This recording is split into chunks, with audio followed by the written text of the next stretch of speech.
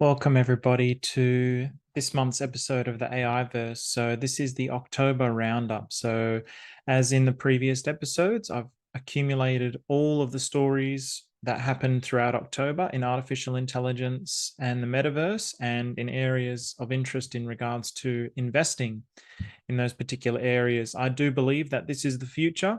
I do believe this is where everything is going, and these are the optimum potentials moving into the future if you want to speculate and capitalize on this. But really, it's also just an area of huge interest for me. So I really want to share that interest. So this is a curated list of all the stories from the month of October. And with that said, let's get into the AI verse. So, first of all, we're going to start with the news related to artificial intelligence. And we're going to start with my favorite story of the month, the top story that SoftBank CEO Sun says that artificial general intelligence will come within 10 years. So, artificial general intelligence is kind of like the level up of artificial intelligence. It's in a way like the holy grail of artificial intelligence, where artificial intelligence achieves a state of basically human like cognition.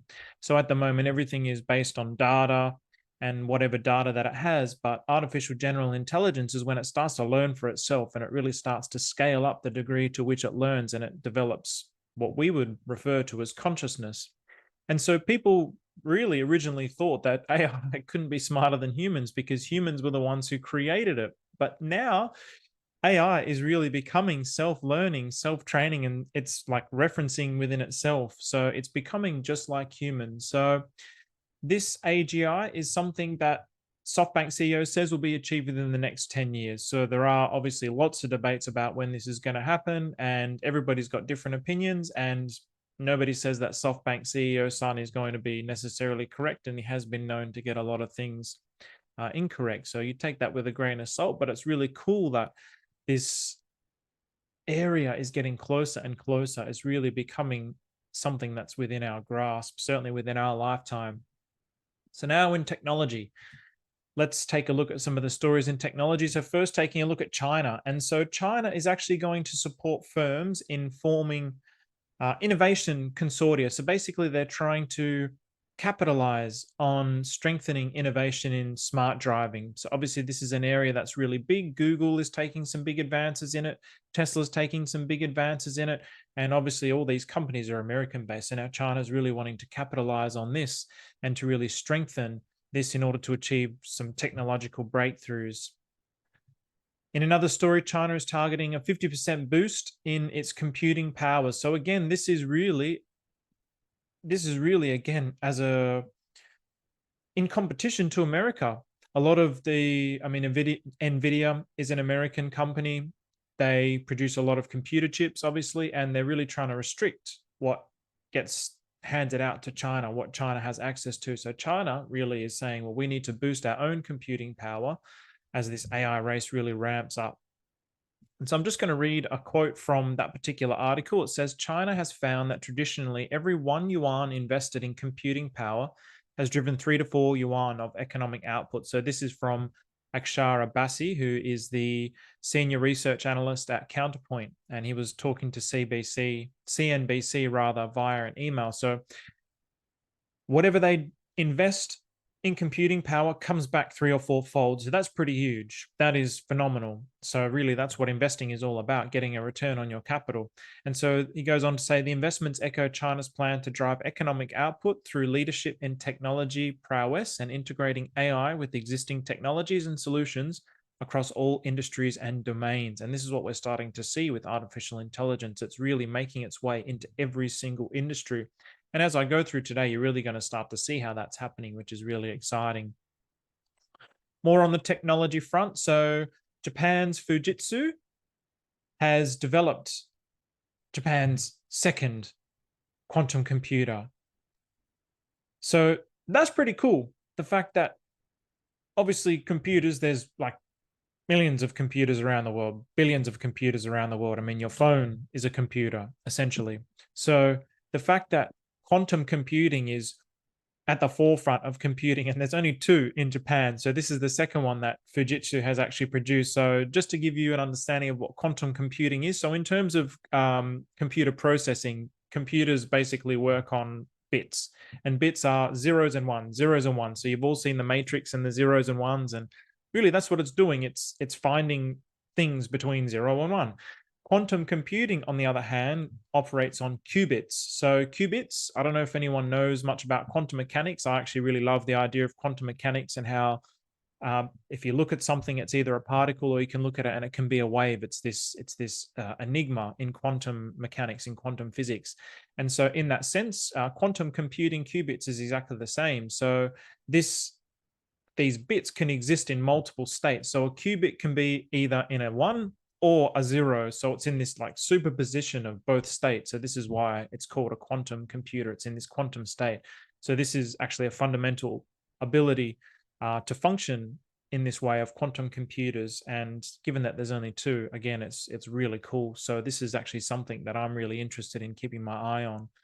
Because also there are talks that if there's ever a quantum computer that's powerful enough, it can possibly crack the codes of like blockchains, because blockchains actually require computing power to crack the safe of the blockchain. In a way, it really needs more power than is actually outputting to hack into that blockchain. But again, it would take like entire governments to be able to do this. So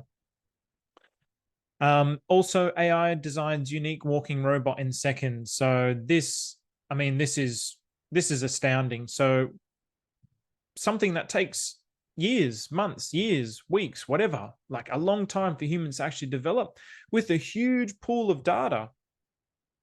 Obviously, it's the data that goes into actually creating this thing first is what takes the time. Then once it has this pool of data, within seconds, it can actually create a walking robot. So this artificial intelligence can create a walking robot. So this is quite phenomenal. So it really illustrates how fast things are moving in this space and how fast things can move in the future. Once all these data pools are set up, once this artificial intelligence is really, the whole pipeline around the world is really set up, things are going to move so fast, it's going to be exponential. So the things that take us so long, it's just getting faster and faster and faster. So it's really quite phenomenal to really think about that for a second. It's like, wow, what is this going to actually be able to do? It will be able to design airplanes more efficiently and faster within seconds, cars, boats, buildings, anything and everything. It's really phenomenal.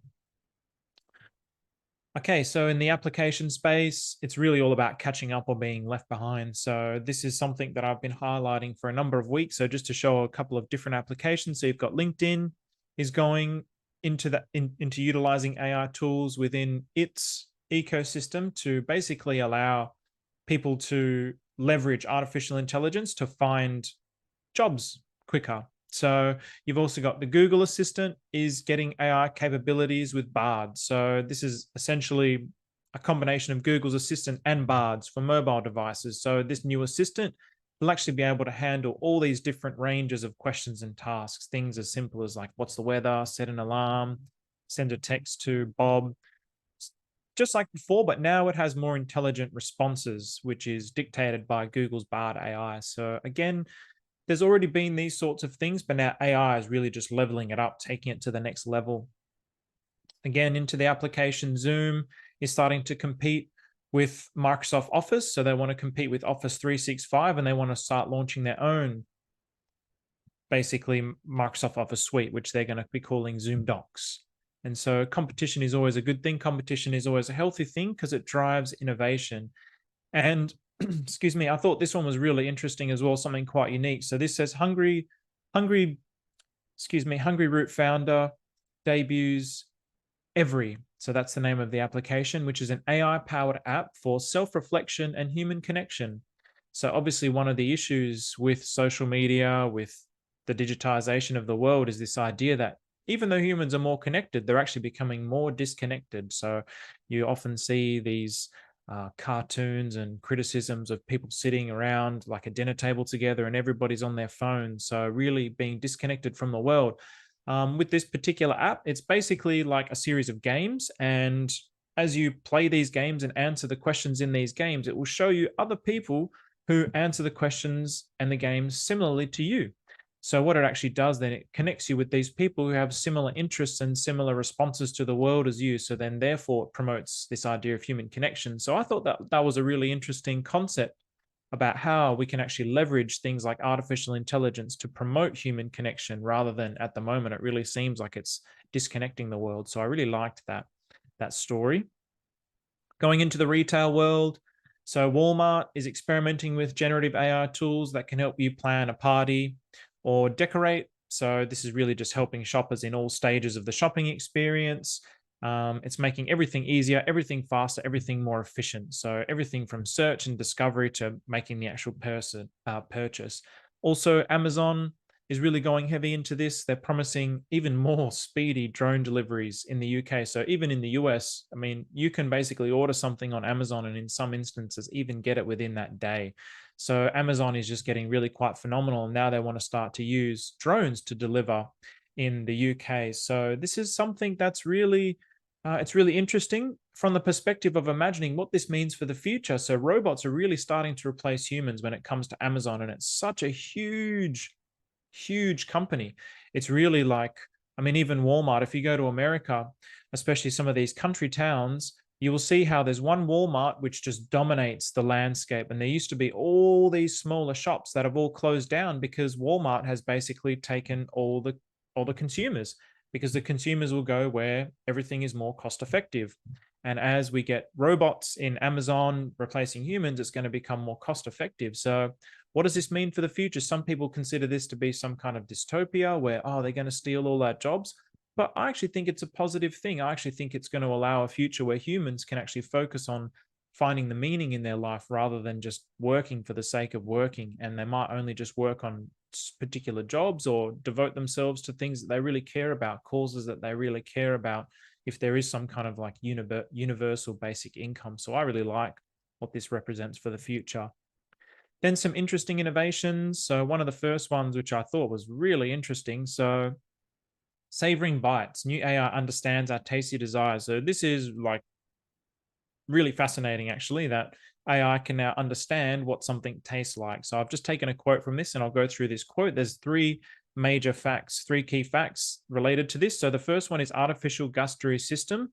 So the electronic tongue, so it's created this electronic tongue, and gustatory cortex uses 2D materials and can taste different substances with potential to mimic the complexity of human taste receptors. Then number two, emotional intelligence. So the research emphasizes incorporating emotional aspects into AI, such as psychological urges influencing eating, even when physiologically satisfied, aspiring to create a system that demonstrates emotional intelligence similar to humans. And the third key fact of this was future applications. So potential applications include developing AI systems that can curate diets, offer personalized meal suggestions, and potentially be applied to sectors like food tasting and quality control, while also paving the way for enhancing AI sensory and emotional intelligence in other domains. So this is really interesting, and particularly in the sense of what it means in relation to diet. So people really struggle with diet, trying to find things that they like based on their tastes and their preferences, as opposed to what's actually good for them. So that this really is a big industry as it is at the moment. The health food industry is huge, and really finding things that are good for you and taste good is really what it's all about, because you need that. You need, it's about sustainability with your diet. There's no point just having some quick fix diet and there's no sustainable long-term change in you. That's really the whole direction that whole industry is really moving into, trying to find sustainable plans that people can actually stick with. And now this one was quite interesting as well. So while tech industries play with OpenAI's API, this startup believes small in-house AI models will win. So obviously OpenAI is it's ChatGPT. It's one of the biggest AI databases. So basically you have big companies who have a lot of money that can actually come and utilize that API. So there's a very high cost entry point for these things. Whereas these kinds of devices will actually allow ecosystems to develop on smaller use cases for more specific industries, where obviously the cost of the entry point is a lot less than what it would be to utilize the OpenAI's ecosystem. So that's quite interesting. You might end up having this kind of decentralized ecosystem of all these different AI specific AI systems. And then again, it's really about how they actually connect and interrelate to each other. And that's what the AGI is as well, by the way, when all these things actually integrate with each other and it starts to self-learn amongst all this different information. So then in the healthcare industry, this is only going to be bigger. So I'm always fascinated with the healthcare industry because we're a dramatically aging population. We have a lot less childbirths around the world. Yesterday, I found out, for instance, that South Korea has the lowest percentage of child rate in the world, lowest percentage of childbirth in the world. I was really interested by that, actually. And they also have the highest percentage of youth suicide. So that's actually it's a really sad statistic for South Korea, actually. So I was really, yeah, it really struck my heart, to be honest. So Frontiers Bio 3D printed blood vessels could replace animal testing. So this can only be a really positive thing because obviously there's a lot of ethical and moral issues surrounding animal testing and caging animals and utilizing them. But with this will actually minimize the need for organ donations and animal testing with this kind of technology. So that's a massive positive. And this is breakthrough technology which selectively removes aging cells. So this is really cool. So it's basically technology which targets aging cells and spares healthy cells. So it has a potential treatment for age-related diseases. So if you think about cells that actually, when there's sick or toxic or old cells, they actually damage the cells around them as well because they're releasing these toxins into the other cells, which actually damages them. So when you can actually target those diseased and aging cells and spare the good cells, then you're going to increase the lifespan of whatever the organ is that it's targeting. So that's a really interesting phenomena. And then this was also another cool innovation. So AI tool decodes brain cancer's genome during surgery. So basically this is like a real-time assistant. So as they're actually doing this surgery, which is it's surgery on one of the most aggressive and common forms of brain tumors, this AI tool actually decodes what's happening in real time. So as you know, with things like ChatGPT, it has a pool of data that it's referencing on, and it's up to 2021. Whereas this is happening in real time as you're actually performing the surgery. This AI is actually there with you as an assistant, telling you what to do and how to do it. So this is a really interesting thing where you can consider this to be, yes, this is in the healthcare industry, but what does this actually mean for all the industries moving forward when you can have real-time assistance? Energy, this is another cool little story. So smart irrigation technology covers more crop per drop. So obviously at the moment, particularly in places like Australia, where we have really a lot of issues with getting enough rainwater compared to the kind of farmland that we have. This kind of system really leverages, this was just a university development, really trying to optimize how much water you're getting or maximizing the efficiency of the water by leveraging artificial intelligence. So at the moment today in agriculture, robots and drones can monitor fields, temperatures, moisture, all of these kinds of things that a crop actually needs. And so to make it more efficient and get the maximum yield out of it. But the use of precision agriculture is limited to, it has a high entry cost point. So this is really all about a technology that can be more cost effective for third world countries. So it's really out of reach of some of the third world countries, this kind of technology. So when you have this kind of technology that's being developed, it can basically create a system that leverages AI, that could create drip irrigation systems that release water and nutrients in controlled and more direct ways to the roots. So therefore, obviously, you're reducing water consumption and you're reducing the entry cost point to some of these third world countries. So this is a really interesting innovation. Now, the direction of some of the growth that's happening. So I'm just going to really highlight very quickly some of these points. So just to really show how this is just continuously growing. It's not slowing down. Whether you accept artificial intelligence or not is your choice, but it's here to stay and it's only going to get bigger. So you may as well accept it and you may as well move with it and flow with it and change with it because it's not going to stop. So 42% of Mac users are using AI tools daily.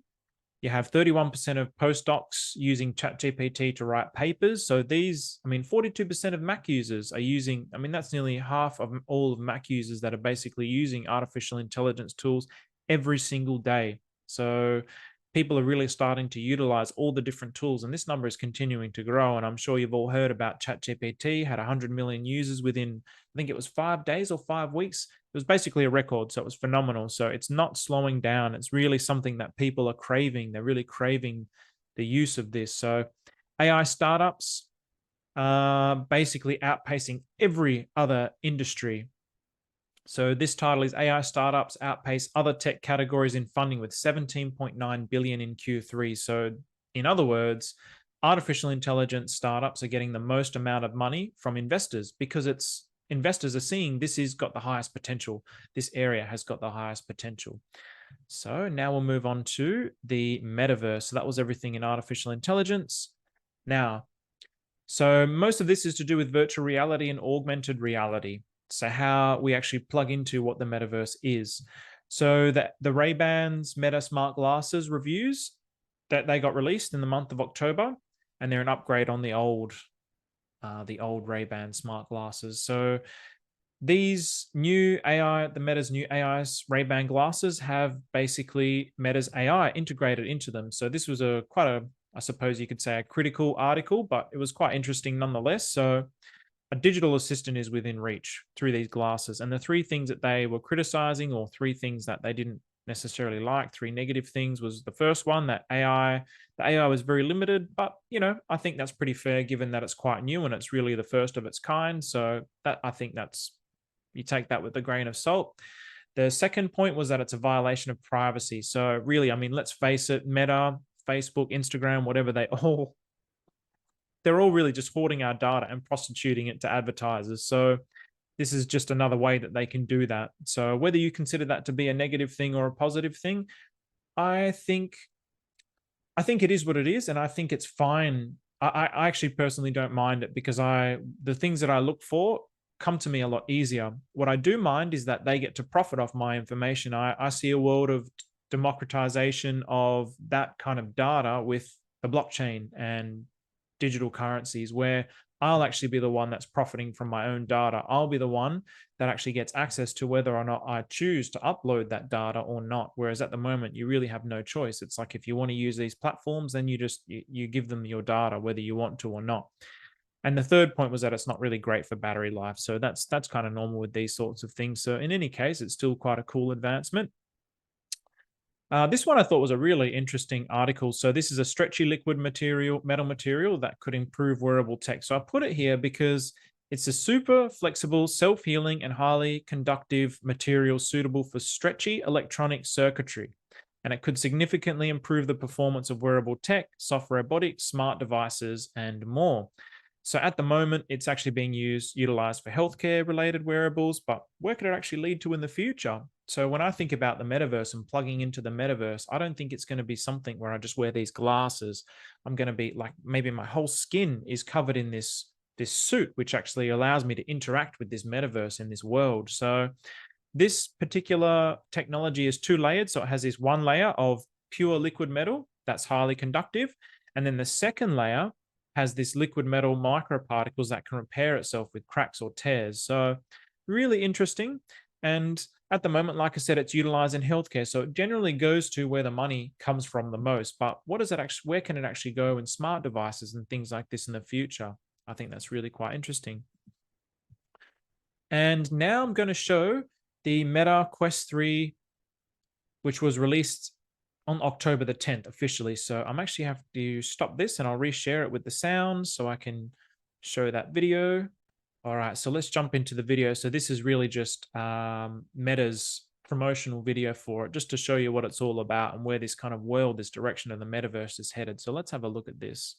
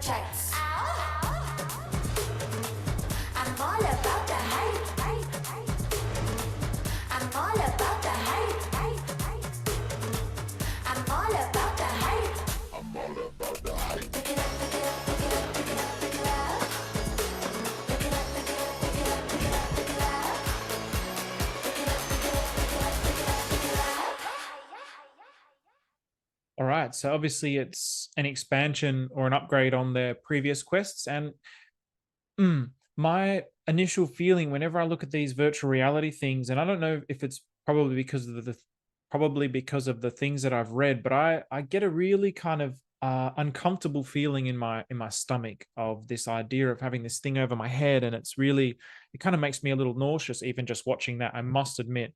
So I'm not sure if the metaverse world, actually is going to be something like this, where it's going to be something that you put over your head, and it's I've actually heard things of people saying where it's really quite uncomfortable. It makes you feel suffocated. They feel nauseous with virtual reality. You can't use it for long amounts of time. But the important thing is, in my opinion, is still that there are companies like Meta, which are actually advancing the technology and really developing and exploring the different kinds of directions that it's going. It's starting to utilize different kinds of sensors with these two handheld devices, and the way that it actually overlaps this augmented reality onto reality, I think is really quite cool. So you have this virtual reality, you have this augmented reality, and this new world is starting to emerge with all different kinds of possibilities. So that's predominantly what I'm interested in. I don't necessarily think it's going to be about the virtual reality in that sense. What I think it's going to be more like is possibly something like this, where it's going to be some kind of a platform or a device where you put some kind of a skin on your body, and you step into a room, and this room or this bubble actually projects that world to you. So in the same way that you can look around a room now and see like walls, you'll be in this this globe, this sphere, which is like you'll have this sense of freedom. And then maybe the platform, as you move on this platform, it's going to feel like you're walking up and down a landscape, and this platform kind of adjusts with the landscape that you're on. So for example, something like this going down a hill, and it's going to feel like you're going down a hill, kind of like when you're on a treadmill in a way, but a more advanced version of that. And really this sense of freedom and everything, this skin, this suit that I have on, allows me to actually interact in this world. And it's going to be plugged into all these other different kinds of people who are also going to be in these little bubbles, which is really quite interesting and quite cool what that could actually mean. And then also, I do think that that's going to be more of an augmented reality as well. It could be something more like your Ray-Bans, where you put these glasses on and start to interact with the world in a different kind of way as you're actually moving around, quote unquote, the real world. So there's going to be this layering of this real world and this digital world in all different kinds of ways, because it's really just about advancing our experiences in the world. So finally, investing. So it's kind of a bit tricky at the moment, really. I think it's really just all about taking stock of what's actually happening. So I want to just see what's actually happening at the moment. So you're seeing things like Visa. They're basically earmarking $100 million to invest in generative AI companies. And you have this idea, I mean, $1.7 billion. So AI-powered parking platform Metropolis raises $1.7 billion to acquire SP Plus. So there are, and again, just like I showed earlier as well, I think it was 17.9 billion. So for Q3, it's the biggest area of investment at the moment. So anything to do with AI, I think we should be keeping our ears to the ground to really pay attention to what's actually going on. And I think in terms of cryptocurrency, that's really my main area of investing at the moment.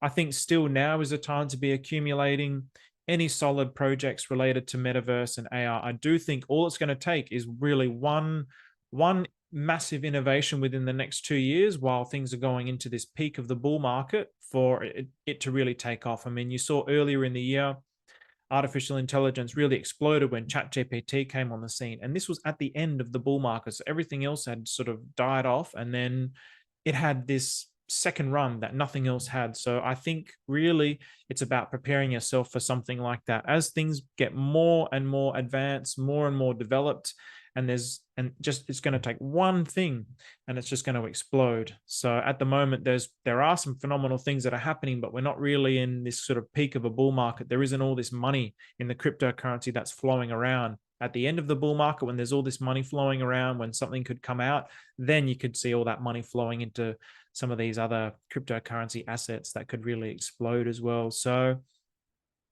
all right. Thank you very much, everybody. That was the roundup for the month of October. So obviously this particular month, there wasn't anything huge. There wasn't any major, huge advancements that required me to do 2 episodes. So it was just one.